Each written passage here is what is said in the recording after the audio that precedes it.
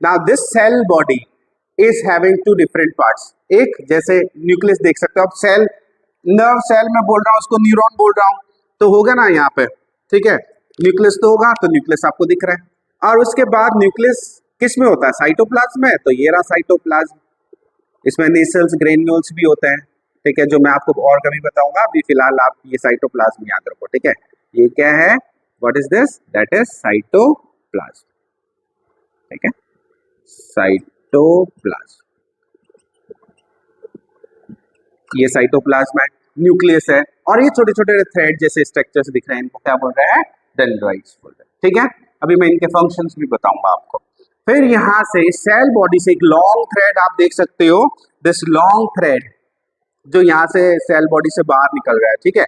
ये long thread जो blue colour का दिख रहा है ना, सेंटर से जा रहा है, दैट इज कॉल्ड एक्सॉन। क्या बोल रहे हैं इसको? एक्सॉन बोल रहे हैं। फिर एक्सॉन, इस एक्सॉन पे छोटी छोटी सेल्स दिख रही हैं आपको रेड कलर की, ठीक है।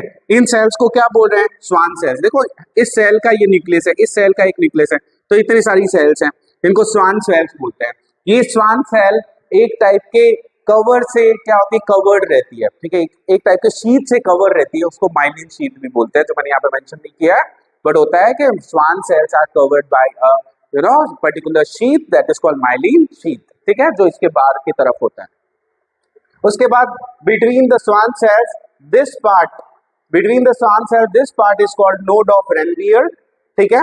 और फिर लास्ट में यहाँ पे आप देखोगे ये वाला पार्ट है सिनेप्टिक नोब, जिसके थ्रू ये न्यूरॉन, एक न्यूरॉन जो है ना दूसरे न्यूरॉन से या दूसरे मसल से क्या होता है? कनेक्टेड होता है because of these knobs. In knobs को बोलते हैं सिनेप्टिक नोब, ठीक है, जहां से ये कनेक्शन आगे की तरफ, आगे किसी के साथ जुड़ा हुआ रहेगा, या मसल हो सकता है या फिर क्या हो सकता है? न्यूरॉन। तो देखो, तो जब हम न्यूरॉन की बात करते हैं तो न्यूरॉन जो है वो यूनिट होता है, और जब यूनिट है तो वो क्या क्या काम करेगा मैं आपको बताऊंगा, क्या इनके जंक्शन है वो बताऊंगा।